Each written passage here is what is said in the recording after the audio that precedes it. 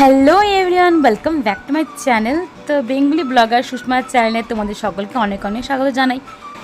তো তোমাদের সাথে আজকে শেয়ার করতে যাচ্ছি কাঁচা পাকা আমের চাটনি, যেটা একদম সহজ পদ্ধতিতে করা হবে। তো এখানে আমি তেলটা গরম করে নিয়েছি, আর এখানে ফোড়নে আমি দিচ্ছি 5 ফোড়ন, একটা শুকনা লঙ্কা, তেজপাতা, আর দিয়েছি কালো সর্ষে।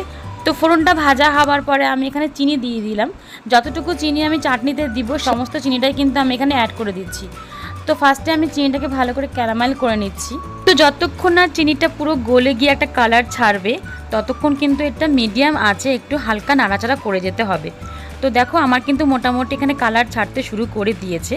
আর আরেকটু ভাজা হলেই, মানে একটু ক্যারামেল হলেই কিন্তু আমি এর মধ্যে এখন আমগুলো দিয়ে দিচ্ছি। আর আরেকটা কথা বলে রাখি, এই পজিশনে যখন তোমরা আমগুলো ছাড়বে তখন কিন্তু ক্যারামেল যে করে রেখেছো সেটা কিন্তু একটু শক্ত হয়ে যাবে। তাতে কিন্তু কোনো রকম ঘাবড়ানোর কোনো বিষয় নেই। আস্তে আস্তে যখন নাড়তে থাকবে তখন কিন্তু পুরোটাই ছেড়ে যাবে। আমার ক্ষেত্রে কিন্তু সেটাই হয়েছে। আর এই চাটনিটা কিন্তু একদম সহজ পদ্ধতিতে করা, কোনো রকম ভাজা মশলা ঝঞ্ঝাট নেই এর মধ্যে, কিন্তু এটা কিন্তু একদম নতুন পদ্ধতিতে করা।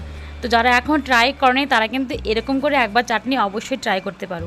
তো এখন আমি সামান্য লবণ আর একটু হলুদ দিয়ে দিয়েছি, আর ভালো করে কষতে কষতে দেখো আমার কিন্তু পুরো আমটা যেটুকু কাঁচা কাঁচা ছিল সেটা সবটা গলে গেছে একদম। মোটামুটি আমার কিন্তু এখানে একদম কমপ্লিট। আর লাস্টে তোমাদেরকে এখনই বলে দিচ্ছি, এটার মধ্যে কিন্তু গন্ধরাজ লেবু অ্যাড করব আমি।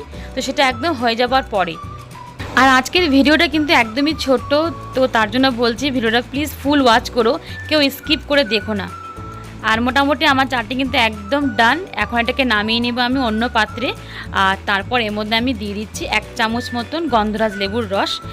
এইটা দিলে কিন্তু একটা আলাদা রকম সেন্ট বেরোয়। আর এটা দেওয়ার সাথে সাথে কিন্তু নাড়তে হবে না, জাস্ট একটা ঢাকা দিয়ে রেখে দিবে।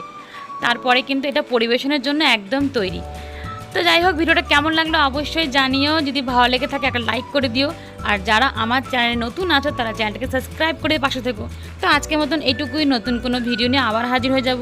ততক্ষণের জন্য সবাই ভালো থেকো, সুস্থ থাকো। চলো বাই বাই, টাটা।